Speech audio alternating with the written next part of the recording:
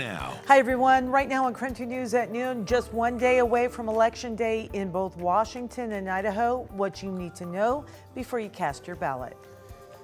And as we kick off another work week, it is another rainy day. It's the third time in the last 5 days we've had soaking rains for the inland Northwest. And we love this. Some Spokane kids get a much needed warm coat ahead of the cold winter weather. Hi everyone, it is so good to see you. Welcome to KREM 2 News at noon. I'm Laura Papetti. The man accused of murdering a family of 4 in Kellogg is expected back in court at 1 o'clock today. The court is going to hear a motion to dismiss 2 of the 4 first-degree murder charges that he is now facing. Lawyers say 2 of the killings were not premeditated and only happened after an argument. Prosecutors, however, say 31-year-old Major John Kaler admitted to shooting and killing his 4 neighbors back in June. He also accused the oldest son in the family of lewd conduct in front of Kaler's young children. This is not Kaler's only court appearance this week. In fact, on Wednesday, he's back in court for a hearing on whether his confession to police can be used as evidence in the trial. Kaler said he was never read his Miranda rights, not during his original confession, nor during interviews he gave while he was in custody. His trial is scheduled to start in January, and if convicted, he does face a maximum of life in prison. And we are also working to learn more about a man who was found dead in Spokane on Saturday. According to Spokane police, the man was found dead Saturday morning in a vacant home in the area of East Lyons and North Napa Street. Major crimes detectives are investigating this as a homicide, and SPD is asking anyone with any information to please call Crime Check. That number 509-456-2233. And one person is in custody for a drive-by shooting in Grant County. Deputies say someone was driving a Dodge Charger, then shot at another car yesterday. The bullets ended up hitting one of the people in the car, and another person got hurt in the crash. Those people both had to go to the hospital. The deputies arrested the shooter just after a high-speed chase. And Coeur d'Alene police are investigating after a tree fell in a car over the weekend and killed a Post Falls woman. This happened on Celtice Way in Coeur d'Alene on Saturday morning. Idaho State Police say the 68-year-old woman was driving eastbound on the road when a tree in the median fell and hit her car. Police say there wasn't really any kind of wind to make the tree fall and have now called it a freak accident.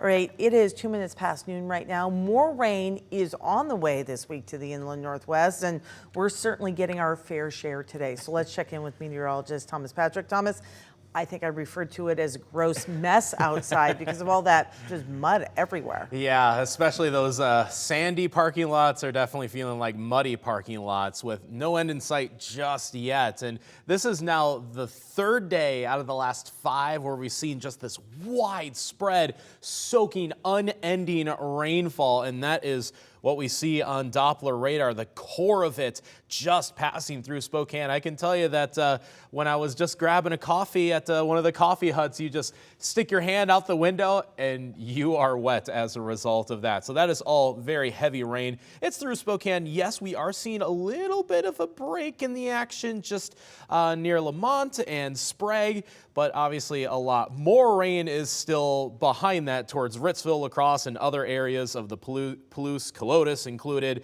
So yeah, that rain is still going to come down through about 3 or 4 o'clock today. Might catch a brief break here or there, but right now 43 degrees on just another soggy, wet scene. I think just the grass there at Coeur d'Alene is certainly loving it and looking a bit greener out there. So while we see widespread rain through about 4 o'clock tonight, then we start to see scattered showers. So it will be a bit on and off this evening and most of the day tomorrow. So we are still far from the end of this wet weather system. Coming up, I'll detail just how much rain we could pick up by the time it's all said and done. All right, my friend, thank you. And we are just a day away now from the November 7th election, both in Washington and Idaho. So here are some things you should know before the day arrives. By now, voters here in Washington should have gotten their ballots in the mail. All you need to do is fill it out and get it in a drop box or postmarked in the mail by 8 p.m. on election night. You can find a list of the drop box locations on our website. It's all posted on KREM.com. And the deadline to register to vote online or by mail has already passed, but you can still register to vote anytime in person, even on election day. In Idaho, polls open at 8 o'clock tomorrow morning, and then they close 12 hours later at 8 o'clock at night.